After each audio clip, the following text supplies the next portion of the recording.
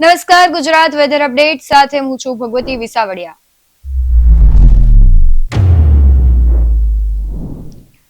ધીમે ધીમે હવે વિધિવત રીતે ચોમાસું ગુજરાત તરફ પ્રવેશી ચૂક્યું છે। જે વરસાદી સિસ્ટમો છે એક પછી એક સક્રિય થઈ રહી છે।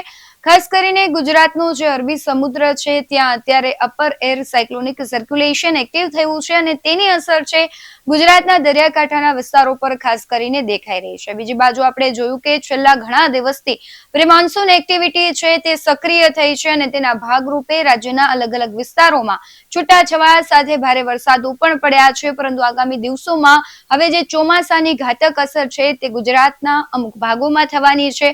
આમ તો ભારતમાં સાર્વત્રિક વરસાદ છે અત્યારે નોંધાઈ ચૂક્યો હોય છે, પરંતુ આ વખતે ચોમાસું ક્યાંક મોડું પડ્યું છે એટલે તેની સિસ્ટમ અને જે વરસાદ પડવો જોઈએ તે ધીમે ધીમે હવે દેખાઈ રહ્યો છે। ઓછો પડ્યો હતો પરંતુ હવે એક સાયક્લોનિક સર્ક્યુલેશન ખાસ સક્રિય થયું છે અને તેની અસર જોવા મળશે। વિંડીના માધ્યમથી આપણે સમજવાનો પ્રયત્ન કરીશું કે આજે કયા વિસ્તારમાં ખાસ કરીને વરસાદ પડશે અને ક્યાં સિસ્ટમ સક્રિય થઈ છે। હવે તમે પેલા જો કે આખો ભારતનો નકશો છે, અહીંયા દરિયાકાંઠે ખાસ એક સિસ્ટમ સક્રિય થતી આ જોવા મળી રહી છે અને તેની અસર ખાસ કરીને મુંબઈ પર જોવા મળશે। મુંબઈ પર આપણે જોઈએ કે આજથી અને ગઈકાલે ખાસ પ્રકારની સિસ્ટમના જે પવનો છે તે તરફ ફૂંકાઈ રહ્યા હતા એટલે છૂટાછવાયા સાથે ભારે વરસાદની આગાહી કરવામાં આવી હતી। સાથે જ આપણે ગુજરાતની વાત કરવી છે। ગુજરાતમાં પણ ઘણા બધા એવા વિસ્તારો છે કે ત્યાં છેલ્લા 2 થી 3 દિવસથી વરસાદ પડી રહ્યો છે। આજની વાત કરીએ તો આજે સાંજ સુધી એટલે કે 5 થી 6 વાગ્યા સુધી ગુજરાતના આપણે સુરત સહિતનો વિસ્તાર છે કે ત્યાં વરસાદી સિસ્ટમની અસર થશે અને ઘણા બધા એવા વિસ્તારો છે કે ત્યાં વરસાદ પડવાનો છે છૂટાછવાયા સાથે ભારે। વાપી છે અને સુરતનો આખો આ જે ભાગ છે ત્યાં ભારે વરસાદની આગાહી કરવામાં આવી છે। બીજી તરફ આપણે જોઈએ કે કચ્છના અમુક ભાગો છે ત્યાં પણ વરસાદી સિસ્ટમ સક્રિય છે અને ત્યાં પણ છૂટાછવાયા સાથે ભારે વરસાદની આગાહી કરવામાં આવી છે। સિસ્ટમ ધીમે ધીમે જે કહેવાય છે કે અહીંયા મુંબઈ તરફ સ્ટ્રોંગ બનતી દેખાય છે એટલે દક્ષિણ ગુજરાતમાં ભારે વરસાદ પડી શકે છે। આ બાજુ કચ્છનો વિસ્તાર છે ત્યાં પણ આજે વરસાદ પડી શકે છે। આગામી દિવસોની જો વાત કરીએ તો ધીમે ધીમે આ સિસ્ટમ જેમ સ્ટ્રોંગ થશે એમ આ બાજુ આપણે જોઈએ કે ભારતમાં ઇન્દોરનો ને આખો વિસ્તાર છે ત્યાં આ બાજુ રાજસ્થાનના ભાગમાં પણ વરસાદી સિસ્ટમ સક્રિય થશે અને આખા વિસ્તારમાં જે છૂટાછવાયા સાથે ભારે વરસાદની આગાહી કરવામાં આવી છે।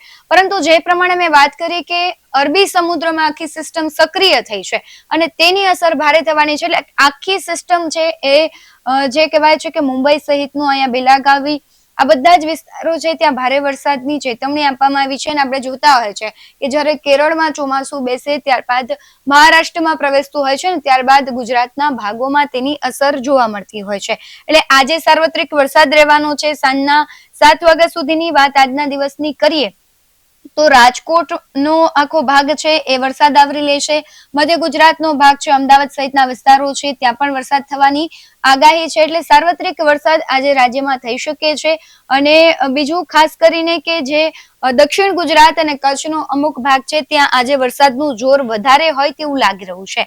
આગામી દિવસોની જો વાત કરીએ તો શનિવાર એટલે કે આવતીકાલે પણ એ વરસાદી સિસ્ટમની અસર જોવા મળશે, પરંતુ છૂટાછવાયા વરસાદની આગાહી છે। એટલું બધું ખાસ કોઈ વિસ્તાર એવો નથી કે ત્યાં પડી શકે છે, પરંતુ આ સિસ્ટમ જે સક્રિય થઈ છે એનું સૌથી વધારે અસર દક્ષિણ ગુજરાતમાં એટલે કે સુરત સહિતનો આખો ભાગ છે ત્યાં આવતીકાલે પણ તેની અસર જોવા મળશે। બીજી બાજુ દરિયાકાંઠાના વિસ્તાર એટલે કે વેરાવળ સહિતનો જે આખો વિસ્તાર છે દરિયાકાંઠાનો મહુવા, ભાવનગર ત્યાં અમુક અંશે તેની અસર જોવા મળશે।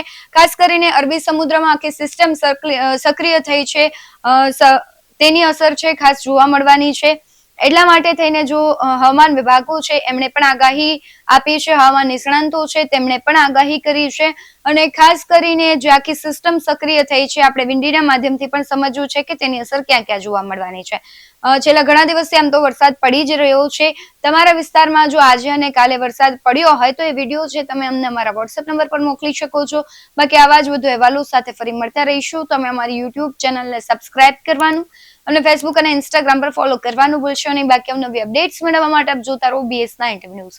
નમસ્કાર।